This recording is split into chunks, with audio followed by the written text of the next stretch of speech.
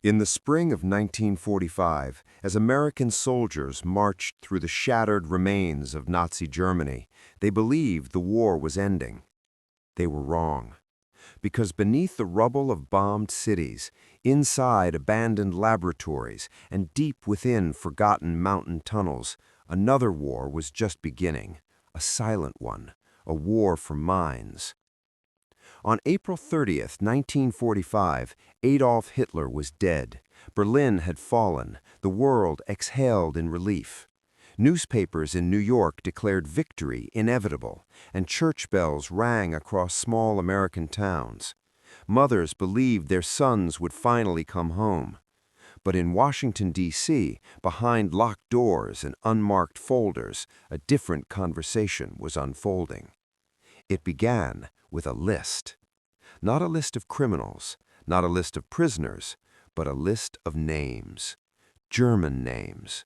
Scientists, engineers, chemists, rocket designers. Men who had built weapons for the Third Reich. Men whose inventions had killed Americans. And men the United States now desperately wanted. The list was titled with a harmless bureaucratic label that concealed its true purpose: Operation Paperclip. The name came from the way documents were quietly altered, paperclips attached to files to remove inconvenient facts, party membership erased, war crimes omitted, SS affiliations quietly ignored. Because the Cold War had already begun, even if no one was ready to admit it. The Soviet Union was moving fast. Red Army units were seizing German laboratories, arresting scientists, shipping entire research teams east. Stalin understood something crucial. Whoever controlled German science would control the future, and America could not afford to lose. So the United States made a decision that would haunt its conscience for decades. They would bring the enemy home. In a small Bavarian town near the Alps, Captain John Mitchell of U.S. Army Intelligence stood inside a cold concrete bunker.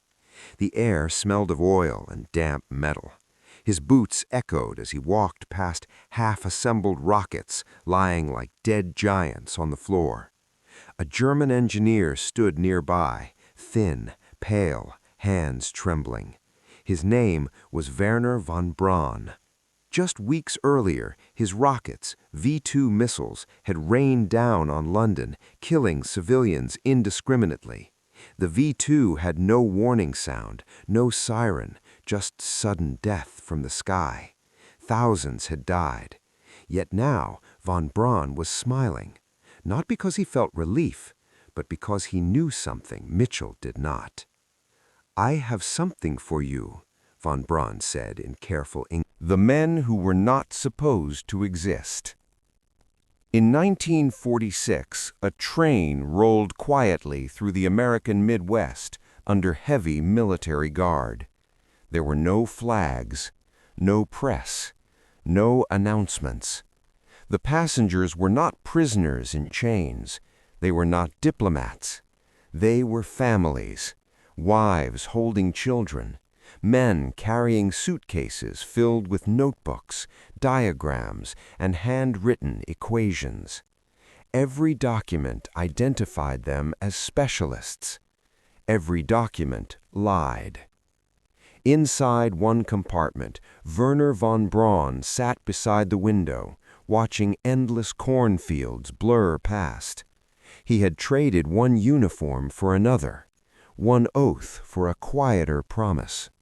The swastika was gone, but the ambition remained. And he was not alone. More than 16